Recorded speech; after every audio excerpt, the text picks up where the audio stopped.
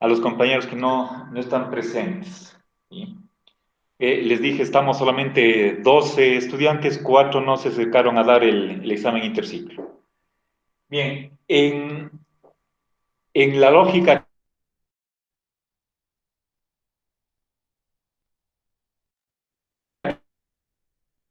pero hay otro condicional fuerte que es la implicación, que se simboliza rigurosamente con la flecha. En otra ocasión yo les puse la tabla de verdad de la implicación. Recuerdo, me equivoqué en la tabla, les puse otros números en una lógica trivalente, pero después la siguiente clase corregí. Bien, entonces aquí estoy teniendo, al modus ponens le estoy presentando en forma de regla, es decir, a partir de dos premisas sacamos una conclusión. Pero los principios que están formulados en el libro, lo que hace es simplemente tomar como, a ver, convertir esta regla de inferencia en un principio condicional o implicacional y uniendo la segunda premisa como antecedente de un condicional cuyo consecuente sea la conclusión. Bueno, realmente hay una distinción, no es exactamente lo mismo la versión que yo les estoy presentando que la versión a ver, con una forma implicacional o condicional que tienen en el libro. Pero me parece que esta forma es más sencilla. Verán, si es que nosotros elimináramos estos dos operadores, entonces ahí tenemos nosotros el principio de modus ponens, de la lógica sentencial. Si tengo un condicional y el antecedente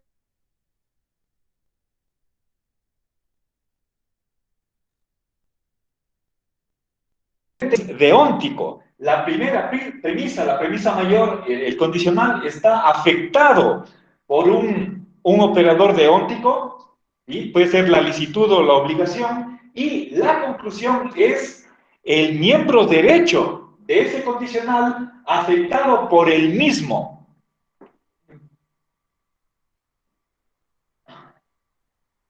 operador. Les puse un ejemplo de es lícito que si un extranjero residente está naturalizado en el país, el, que se acerque a depositar sus votos en unas elecciones. ¿Sí? Acá veamos, tenemos un extranjero residente que está naturalizado, ¿sí? Se nacionalizó. Y a partir de estas dos premisas podemos concluir que es lícito que ese extranjero se acerque a votar. ¿Sí? Entonces, este operador deóntico que en la premisa está afectando a la oración total, en la conclusión pasa a afectar solamente al miembro derecho, al consecuente, con tal que sea verdadero el antecedente de ese condicional. ¿Sí? En el caso de que tuviéramos nosotros, en vez de licitud, la obligación, entonces quedaría del siguiente modo. ¿Sí? Acá pongo o. ¿Sí? Veamos con un ejemplo. Es obligatorio que si una persona recibe más de, a ver, me invento una cantidad, digamos, tiene un ingreso anual más de 12,000.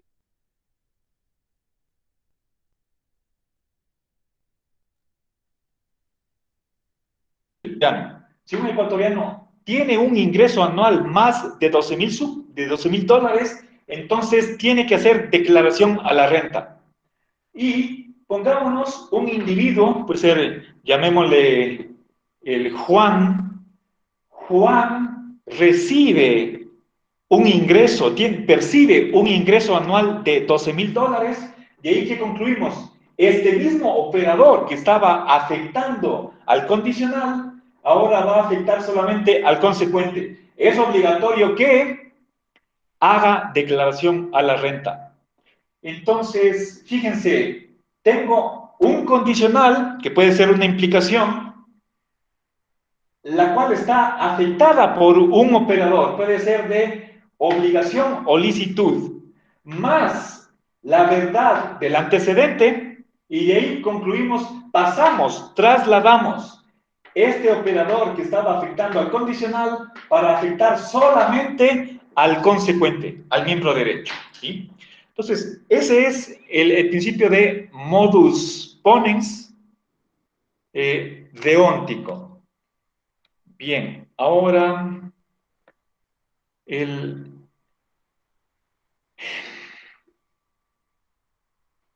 veamos,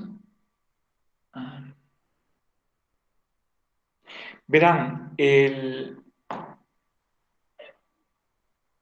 un poquito de terminología, solamente para que todo esté claro. Aquí tengo yo dos oraciones que están simbolizadas con mayúsculas A y B. ¿Sí? Son las primeras letras del alfabeto y designan hechos, si quieren, acciones. ¿Sí? A ver, les decía que A significa, a ver, puede ser,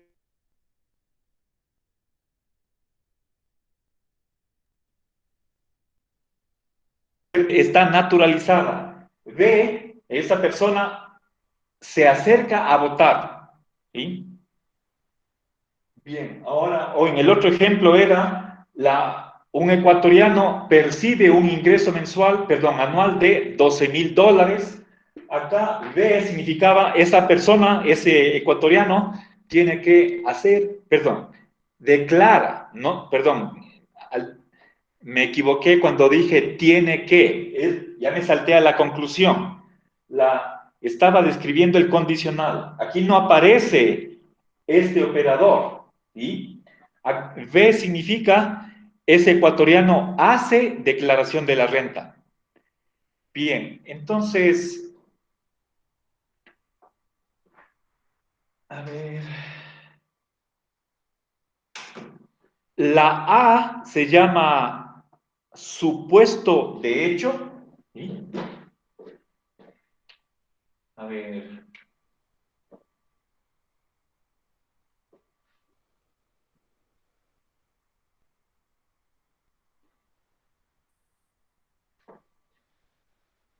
supuesto.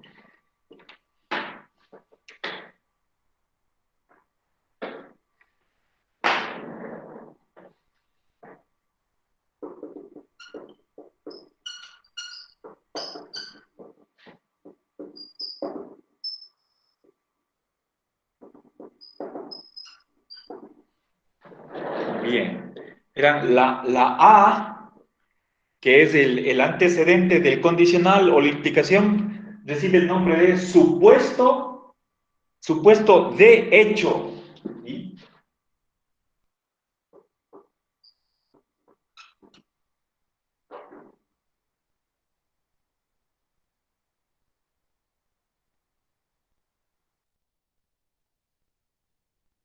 Mientras que el consecuente se llama consecuencia jurídica. ¿Sí? Jurídica porque es el miembro derecho del condicional el que va a recibir el operador deóntico de obligación o licitud. Bien.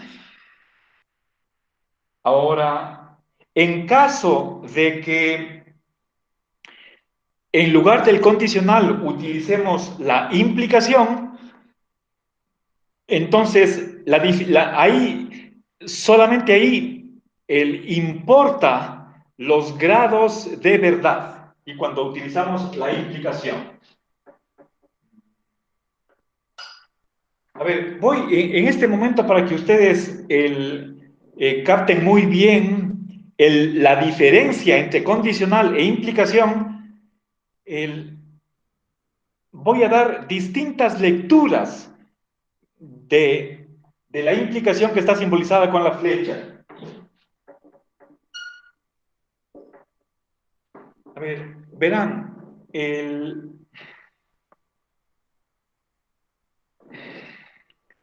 la implicación solo puede, por más que estemos trabajando en una lógica infinivalente, solo puede tomar dos valores de verdad. Si es que es falsa, la implicación es totalmente falsa. No, perdón, también puede ser 50% verdadera. Si es que es verdadera, solo puede ser 50% verdadera. Es decir, hay solamente dos posibilidades de valor de verdad con respecto a la implicación. Voy a poner aquí las dos condiciones. Se suele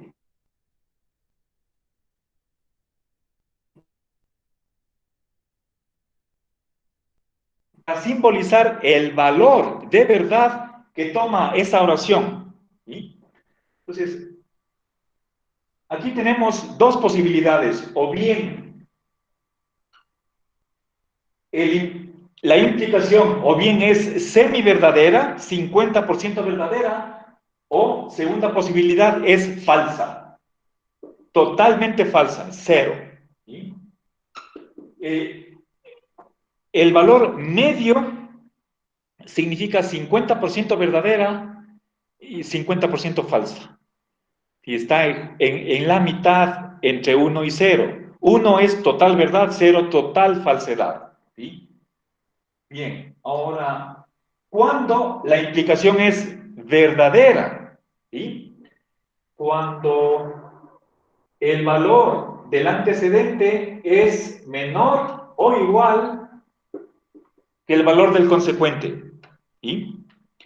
Esta flecha habría que entenderla como un comparativo de inferioridad o igualdad yendo de izquierda a derecha, lo cual quiere decir que el consecuente de la implicación para que la implicación sea verdadera tiene que ser tan verdadera o más que el antecedente.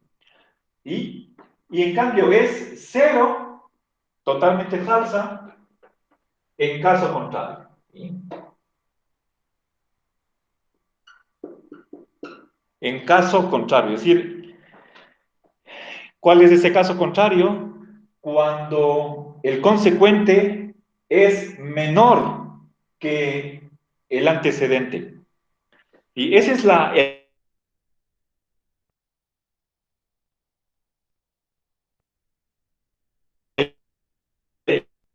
de la implicación en cualquier lógica multivalente.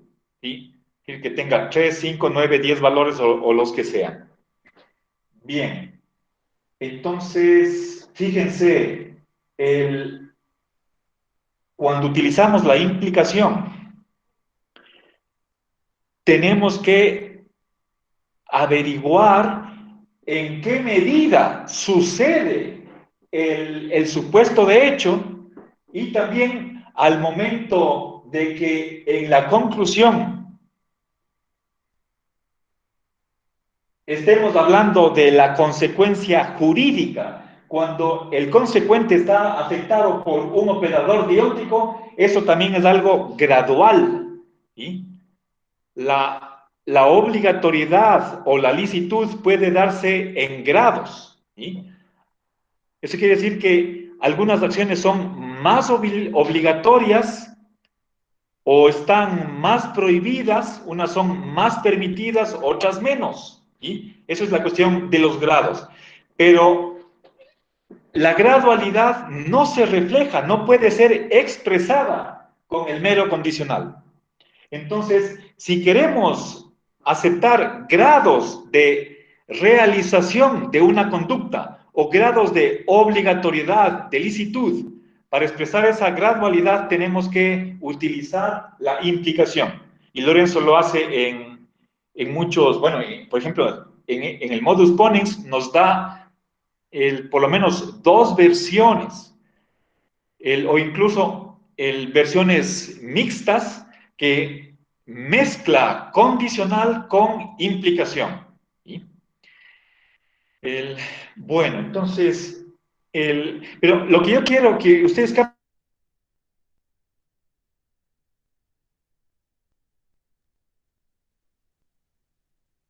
ahora, no todos los filósofos del derecho han aceptado el modus ponens deóntico.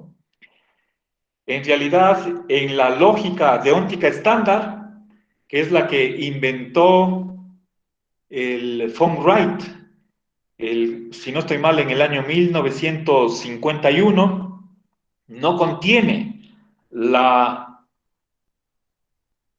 el modus ponens deóntico, y también Kelsen se opone. Ya les voy a poner el ejemplo que utiliza este autor.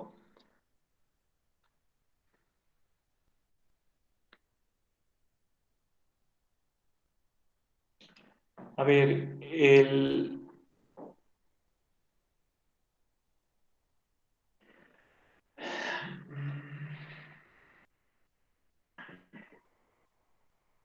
verán, una de las razones en contra del modus ponens deóntico, y veamos objeciones,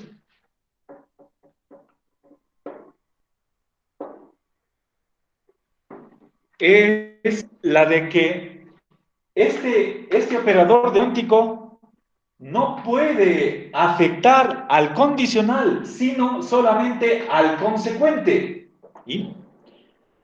Realmente yo no, a ver, si nosotros quisiéramos tal vez el, tratar de conjeturar, y bueno, ¿cuál es la razón detrás de esa dificultad? ¿Por qué puede un lógico o un filósofo jurídico oponerse a que una obligación o una licitud se aplique a un condicional?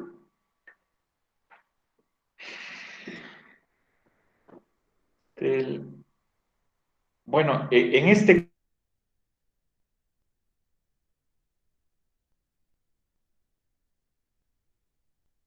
caso, y desgraciadamente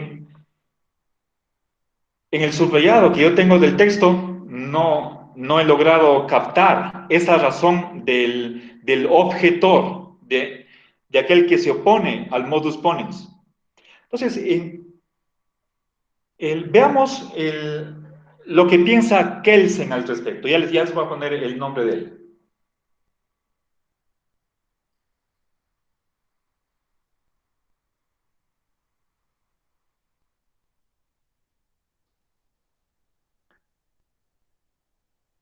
A ver, verán, hay otra versión del modus ponens, es la versión 2.1. Yo les puse aquí la versión 2.2. Veamos la versión 2.1, solamente para que ustedes comprendan la discusión a la que se enfrenta Lorenzo y qué respuestas da a ellas.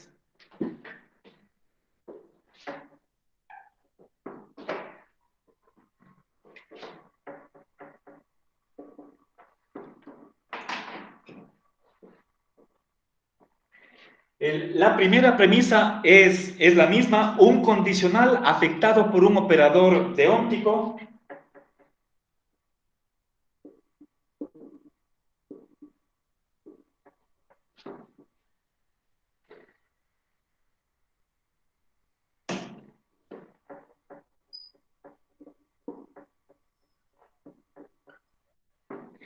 Bien, verán,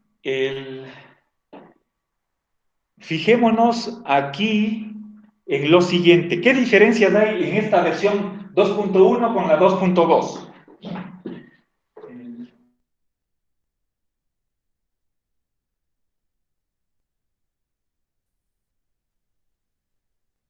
El mismo funtor que estaba, perdón, este es un operador, el mismo operador que afectaba a la premisa mayor viene en la conclusión. De la A paso a la A y de la O a la O. En cambio, en la versión 2.1, un operador es el que se aplica al condicional, en cambio es otro el que se aplica al antecedente.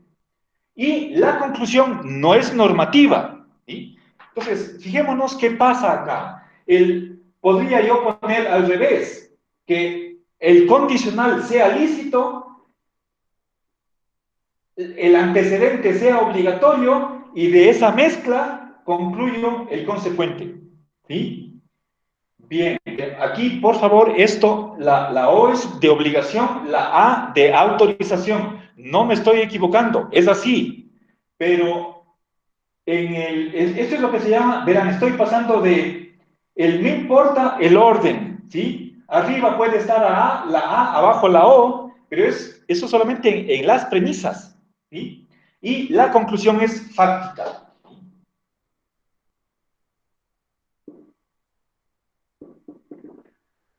Las premisas son normativas, la conclusión es fáctica. ¿Sí? Entonces, ¿cuál es? A ver, en el texto me parece que no hay ejemplos. Puede ser que a nota a pie de página haya un ejemplo. No he revisado con detalle. Si ustedes quisieran tener claridad, les aconsejo, pueden darse una revisión de esa nota a pie de página en la sección 9.3. Ahora, ¿qué es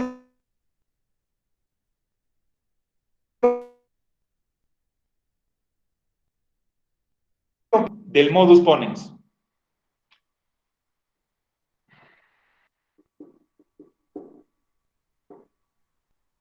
A ver, verán, la objeción es la de que, ¿cómo puede ser que a partir de dos afirmaciones deónticas podamos nosotros llegar a conocer cómo es el mundo? Esa es la dificultad. ¿Sí? A ver, pero la dificultad que ponen aquellos quienes no aceptan el modus ponens. Lorenzo acepta y por lo tanto tiene que dar una respuesta a eso. ¿Sí? ¿Cómo, ¿Cómo es posible que conozcamos el mundo a partir, ¿sí?, de normas? ¿Ya? Por ejemplo, a ver, tenemos una ley anticorrupción, eso es algo jurídico, pero vivimos a diario actos de corrupción. ¿Sí? A partir de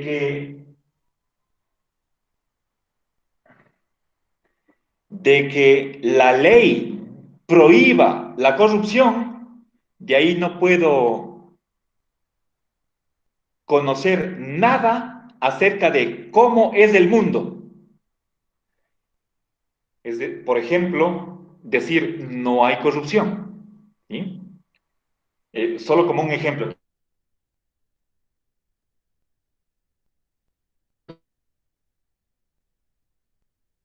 Dice cómo es la realidad, mientras que ambas premisas son deónticas, son normas. La primera obligación, la segunda licitud, y de ahí concluyo un hecho. ¿Sí?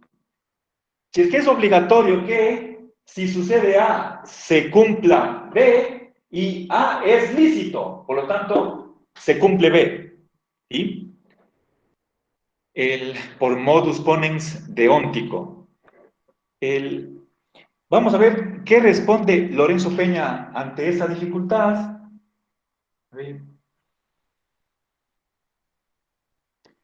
Bueno,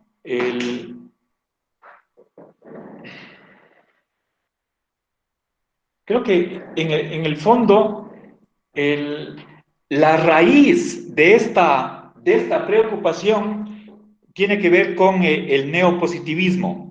En alguna otra clase, me acuerdo, les mencioné que los neopositivistas tienen una dificultad en esta mezcla entre lo deóntico y lo fáctico, siguiendo a Hume. ¿Sí? Hume decía que no hay cómo pasar de premisas que sean descriptivas, empíricas o fácticas a una conclusión que sea de carácter ético o normativo, más en general. ¿Sí? Hay un divorcio entre el ser y el deber ser. Eso es algo que, por ejemplo, Hegel no acepta. Kant sí, él separa lo que es la realidad de lo que es la ética. Y contemporánea, bueno, a comienzos del siglo XX fue George Edward Moore quien desarrolló más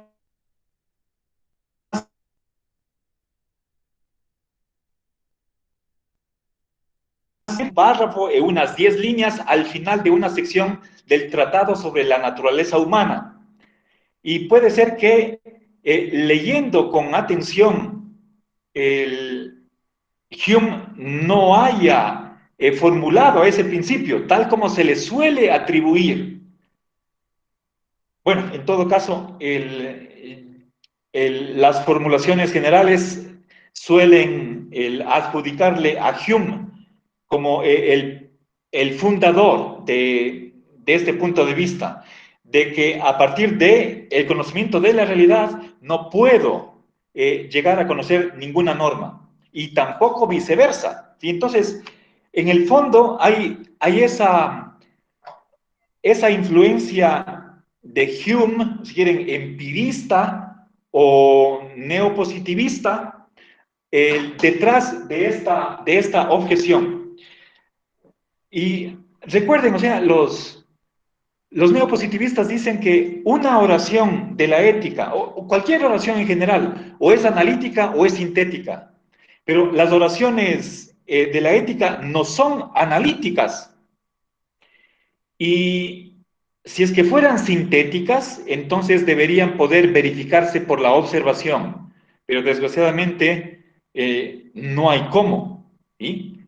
El bien, el mal, lo justo, injusto, lo correcto, incorrecto, no es perceptible, de modo que tampoco las oraciones éticas son sintéticas. Luego, si no hay si las oraciones éticas no cumplen ni la analiticidad ni son sintéticas, entonces carecen de sentido. ¿Sí? Eh,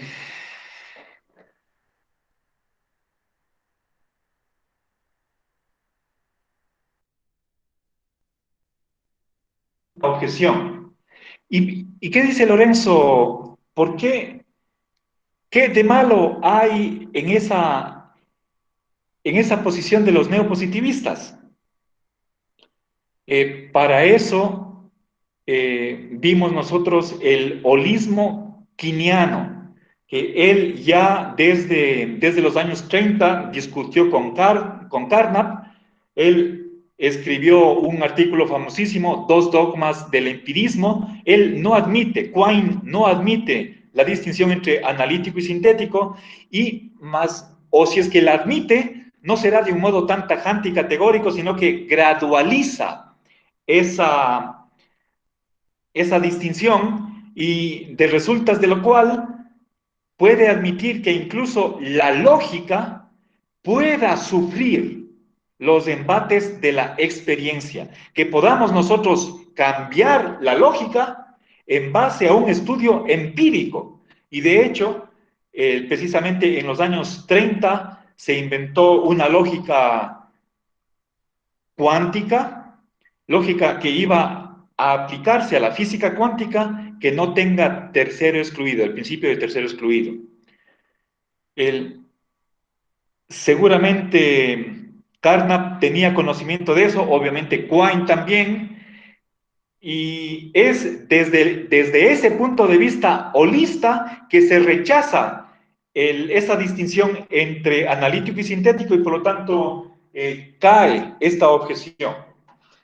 Ahora, voy a avanzar un poco más rápido, no quería detenerme tanto. Veamos Kelsen, ¿qué es lo que dice con respecto al modus ponens?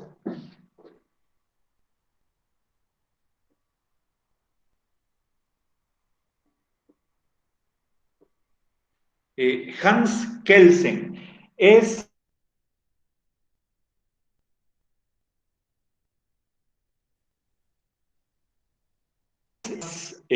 o neopositivistas más famosos. A ver, el otro es, a ver, Heir en español se escribe con H, a ver, ese es un inglés, se escribe Are con H. Él es discípulo de Jeremy Bentham, es del siglo XIX, Kelsen es del siglo XX. Él, él rechaza el modus ponens deóntico, ¿sí? Veamos el ejemplo que utiliza él. Dice, todo ladrón debe ser condenado.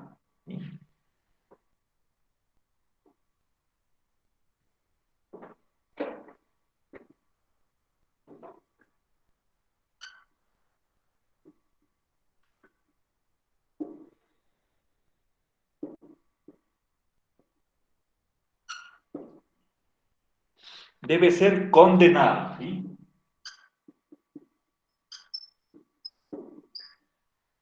A ver, ahora, como segunda premisa, pongamos el, el nombre de una persona.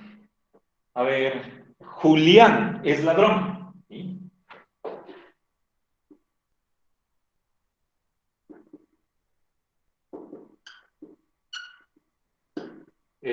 Por lo tanto, conclusión, saquen la conclusión. ¿Sí? A ver, razonemos de acuerdo a, le voy a bajar más acá para que se vea, razonemos según la forma silogística esa de que todo hombre es mortal, ya. Todo hombre es mortal, Sócrates es hombre, por lo tanto Sócrates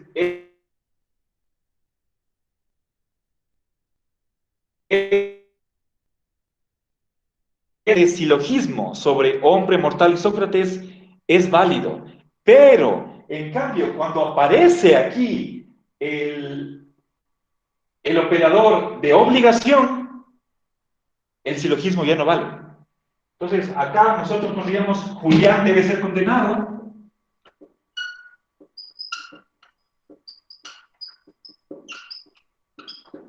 Esto no vale y voy a poner una X acá.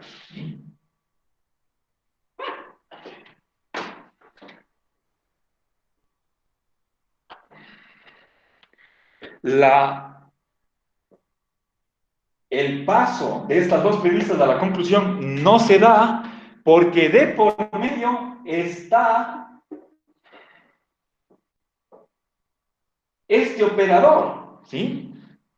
Ya, lo que tenemos, según Kelsen, la forma que tiene la primera premisa es la de que es obligatorio que, a ver, pongamos si,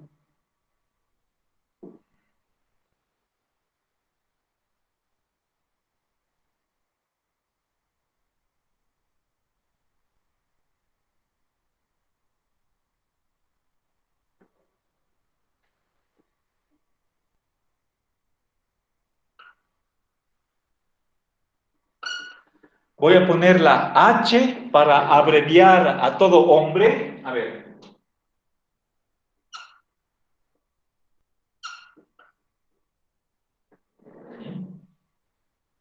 a ver,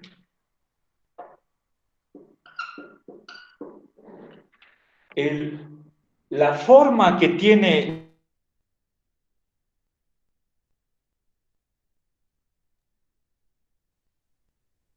la dictado por la obligación. Y esta obligación vale para todo hombre, ¿sí? Es obligatorio que si un hombre es ladrón, ese hombre debe ser condenado. Luego, ahora, hombre es un término general, apliquemos ahora Julián, ¿sí? Julián es ladrón. A ver, si Julián es ladrón, Julián debe ser condenado. De ahí no se sigue, según Kelsen, lógicamente no se sigue que sea obligatorio que, a ver,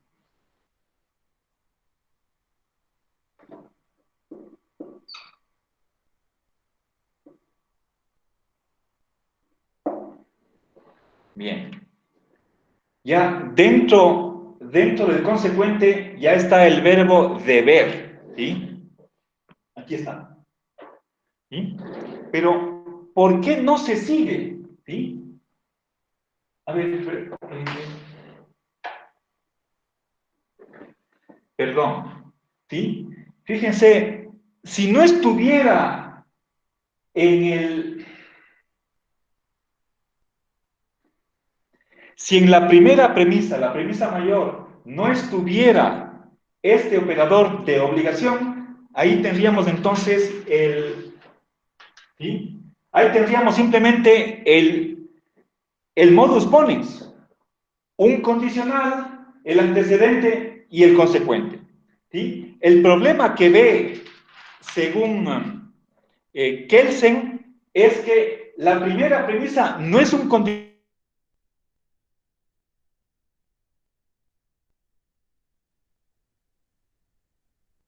la que impide que a partir de que se cumple el antecedente, no podamos extraer la conclusión de el consecuente, ¿sí? Entonces, frente a eso, ¿qué dice Lorenzo?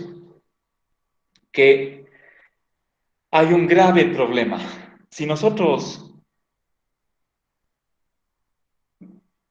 consideramos el papel que tiene un juez, el juez lo que tiene que hacer es el condenar a un ladrón. En vez de bueno, este es el ejemplo que puso Kelsen, ¿sí? En vez de ladrón podríamos poner aquí un delincuente, alguien que viola la ley, ¿sí? Que, que se va contra alguna normativa, que hace lo que está prohibido o no cumple lo que es obligatorio, ¿sí? A ver, entonces, quien infringe la ley tiene que ser condenado, ¿sí? Esa es la ley. Y tenemos un caso particular, estamos hablando de Julián. Julián,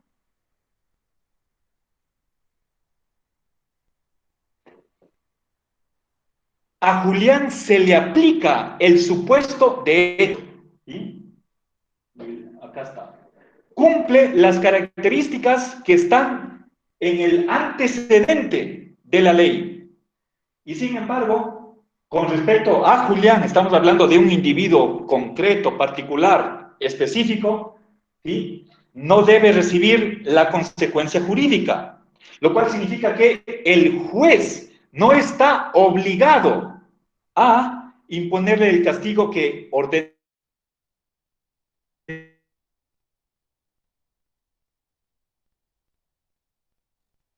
Peña, da respuesta cabal a la objeción que pone Kelsen, ¿sí?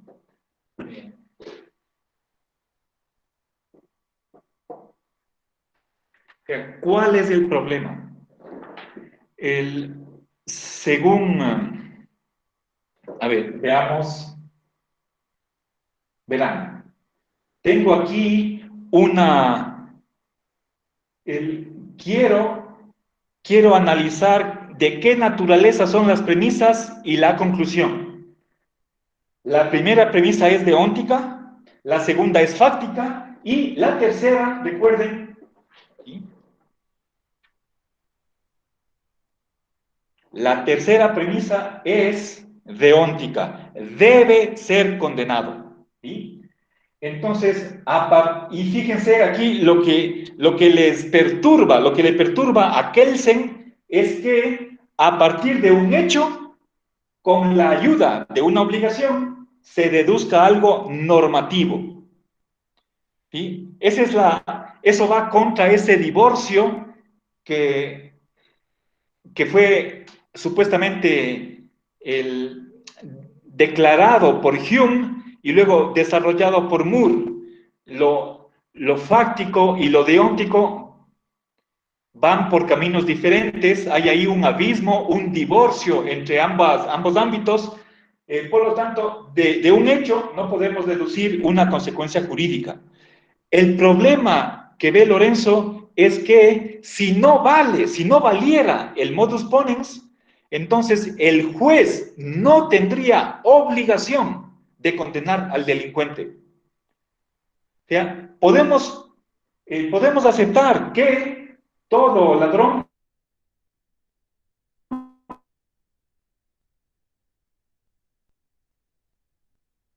que eso es verdad, cometió un robo, cometió un delito, ¿sí? Se fue contra la ley. Y de esas dos premisas, el juez, si es que el modus ponens, fuera inválido, entonces el juez no está obligado a sancionar, o sea, a aplicarle la ley a ese delincuente. Entonces eso es grave, o sea, ningún juez tendría obligación de aplicar la ley. ¿Sí? Entonces, fíjense las consecuencias, si quieren ustedes, tremendas, destructivas, que tendrían la inaplicación del modus ponens deóntico en la práctica jurídica. El, este es simplemente un ejemplo de que estas reflexiones acerca de reflexiones en este momento son reflexiones de tipo lógico, pero estamos hablando de lógica jurídica, es una lógica aplicada a la práctica jurídica, en este caso de los jueces. ¿Sí? No es una reflexión abstracta, metafísica. Bueno, Lorenzo es justnaturalista y considerando la preocupación que hay desde el positivismo para invalidar este modus ponens deóntico. Entonces, seriamente, esa es una seria dificultad que tiene, disculpen la redundancia, que tiene la lógica deóntica estándar al no aceptar esta regla de inferencia. Bueno, yo le he puesto aquí en forma